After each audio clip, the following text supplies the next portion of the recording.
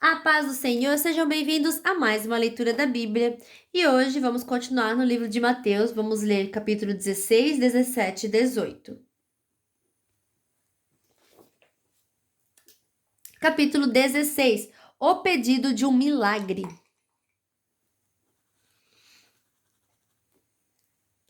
Alguns fariseus e alguns saduceus foram falar com Jesus. Eles queriam alguma prova contra ele, e por isso pediram que ele fizesse um milagre para mostrar que o seu poder vinha mesmo de Deus. Mas Jesus respondeu: De tardinha vocês dizem, vamos ter bom tempo porque o céu está vermelho. E de manhã cedo dizem, vai chover porque o céu está vermelho escuro. Olhando o céu, vocês sabem como vai ser o tempo. E como é que não sabem explicar o que querem dizer os sinais dessa época?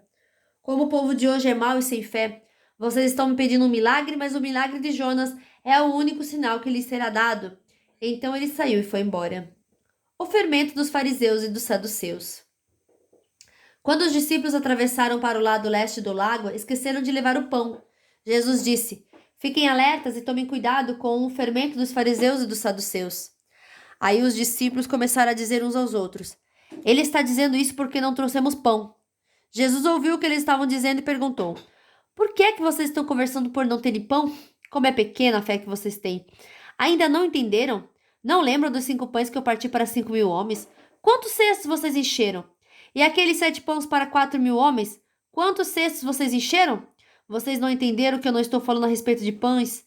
Tenham cuidado com o fermento dos fariseus e dos saduceus. Então os discípulos entenderam que ele não estava dizendo que tivessem cuidado com o fermento usado no pão, mas com os ensinamentos dos fariseus e dos saduceus. A afirmação de Pedro. Jesus foi para a região que fica perto da cidade de Cesareia de Filipe. Ali perguntou aos discípulos: Quem o povo diz que o Filho do Homem é? Eles responderam: Alguns dizem que o Senhor é João Batista, outros que é Elias e outros que é Jeremias ou algum outro profeta.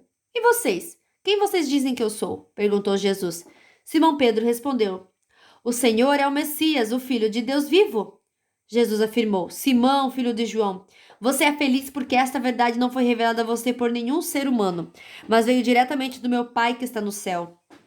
Portanto, eu lhe digo: você é Pedro, e sobre esta pedra construirei a minha igreja, e nem a morte poderá vencê-la. Eu lhe darei as chaves do reino do céu. O que você proibir na terra será proibido no céu, e o que permitir na terra será permitido no céu. Então Jesus ordenou que os discípulos não contassem a ninguém que ele era o Messias. Jesus fala da sua morte e da sua ressurreição. Daí em diante, Jesus começou a dizer claramente aos discípulos: Eu preciso ir para Jerusalém, e ali os líderes judeus, os chefes dos sacerdotes e os mestres da lei farão com que eu sofra muito. Eu serei morto e no terceiro dia serei ressuscitado. Então Pedro o levou para um lado e começou a repreendê-lo, dizendo: Que Deus não permita! Isso nunca vai acontecer com o Senhor! Jesus virou e disse a Pedro: Saia da minha frente, Satanás! Você é como uma pedra no meu caminho para fazer com que eu tropece, pois está pensando como um ser humano pensa e não como Deus pensa. E Jesus disse aos discípulos: Se alguém quer ser meu seguidor, esqueça seus próprios interesses, esteja pronto para morrer como eu vou morrer e me acompanhe. Pois quem põe os seus próprios interesses em primeiro lugar nunca terá a vida verdadeira. Mas quem esquece a si mesmo, por minha causa, terá a vida verdadeira. O que adianta alguém ganhar o mundo inteiro, mas perder a vida verdadeira? Pois não há nada que poderá pagar para ter de volta essa vida. Pois o Filho do Homem virá na glória do seu Pai com seus anjos, e então recompensará cada um de acordo com o que faz. Eu afirmo a vocês que isto é verdade. Estão aqui algumas pessoas que não morrerão antes de verem o Filho do Homem vir como rei. Capítulo 17. Jesus, Moisés e Elias.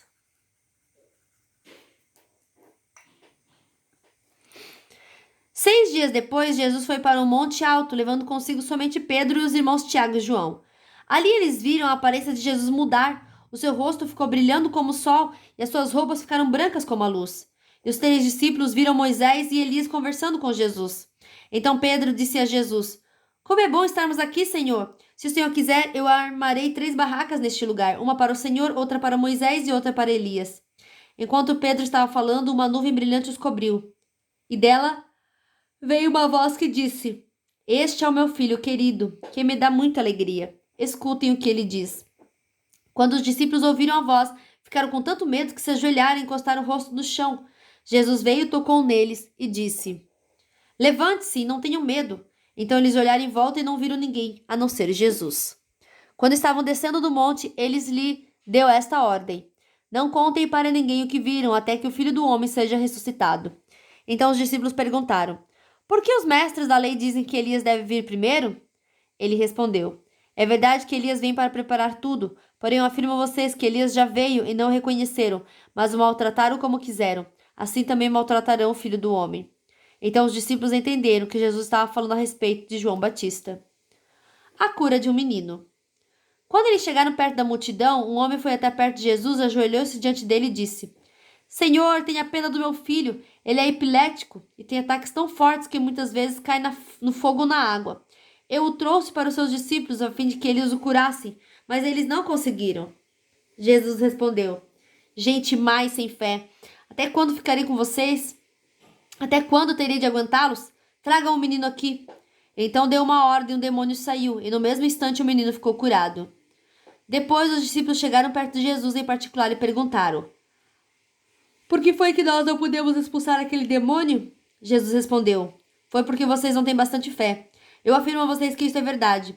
Se vocês tivessem fé, mesmo que fosse do tamanho de uma semente de mostarda, poderiam dizer a este monte: Saia daqui e vá para lá. E ele iria, e vocês teriam poder para fazer qualquer coisa. Mas esse tipo de demônio só pode ser expulso com oração e jejum. Jesus fala outra vez da sua morte e da sua ressurreição.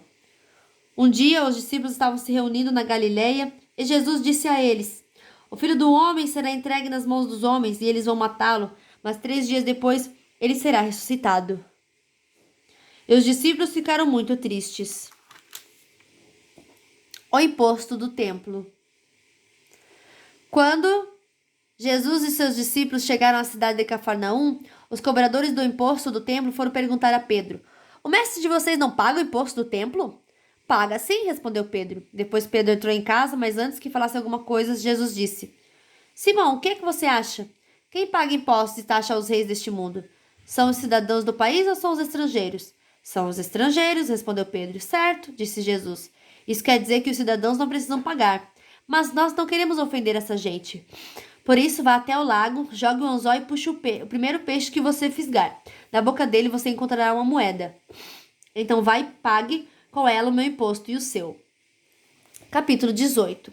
Quem é o mais importante? Naquele momento, os discípulos chegaram perto de Jesus e perguntaram: Quem é o mais importante no reino do céu? Jesus chamou uma criança, colocou-a na frente deles e disse: Eu afirmo a vocês que isso é verdade. Se vocês não mudarem de vida e não ficarem iguais às crianças, nunca entrarão no reino do céu. A pessoa mais importante no reino do céu é aquela que se humilha e fica igual a esta criança, e aquele que, por ser meu seguidor, recebe uma criança, como esta estará recebendo a mim. O perigo do pecado. Quanto a estes pequeninos que creem em mim, se alguém for culpado de um deles me abandonar, seria melhor para essa pessoa que ela fosse jogada no lugar mais fundo do poço, com uma pedra grande amarrada no pescoço. Ai do mundo por causa das coisas que fazem, para que as pessoas me abandonem. Essas coisas têm de acontecer, mas ai do culpado. Se uma das suas mãos ou um dos seus pés faz com que você peque, corte e jogue fora, pois é melhor você entrar na vida eterna sem uma das mãos ou sem um dos pés, do que ter as 2 mãos e os 2 pés e ser jogado no fogo eterno. Se um dos seus olhos faz com que você peque, arranque-o e jogue fora, pois é melhor você entrar na vida eterna com um olho só do que ter os 2 e ser jogado no fogo do inferno. A ovelha perdida. Cuidado! Não despreze nenhum destes pequeninos. Eu afirmo a vocês que os anjos deles estão sempre na presença do meu Pai, que está no céu. Porque o Filho do Homem não veio salvar quem está perdido. Porque o Filho do Homem veio salvar quem está perdido. O que é que vocês acham que faz um homem que tem 100 ovelhas e uma delas se perde?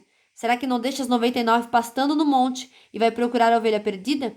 Eu afirmo a vocês que isso é verdade. Quando ele a encontrar, ficará muito mais contente por causa dessa ovelha do que pelas 99 que não se perderam. Assim também o Pai de vocês que está no céu não quer que nenhum desses pequeninos se perca. O irmão que peca. Se o seu irmão pecar contra você, vá e mostre-lhe o seu erro. Mas faça isso em particular, só entre vocês dois. Se essa pessoa ouvir o seu conselho, então você ganhou de volta o seu irmão. Mas se não ouvir, leve com você 1 ou 2 pessoas para fazer o que mandam as escrituras sagradas. Elas dizem: qualquer acusação precisa ser confirmada pela palavra. de pelo menos 2 testemunhas. Mas, se a pessoa que pecou não ouvir essas pessoas, então conte tudo à igreja. Se ela não ouvir a igreja, trate-a como um pagão ou como cobrador de impostos. O poder de permitir e de proibir. Eu afirmo a vocês que isso é verdade. O que vocês proibirem na terra será proibido no céu, e o que permitirem na terra será permitido no céu. E afirmo a vocês que isso também é verdade. Todas as vezes que 2 de vocês que estão na terra pedirem a mesma coisa em oração, isso será feito pelo meu Pai que está no céu. Porque onde 2 ou 3 estão juntos em meu nome, eu estou ali com eles. O empregado mau. Então Pedro chegou perto de Jesus e perguntou: Senhor, quantas vezes devo perdoar o meu irmão que peca contra mim? 7 vezes? Não, Jesus respondeu. Você não deve perdoar 7 vezes, mas 77 vezes. Porque o reino do céu é como um rei que resolveu fazer um acerto de contas com seus empregados. Logo no começo trouxeram um que lhe devia milhões de moedas de prata. Mas o empregado não tinha dinheiro para pagar.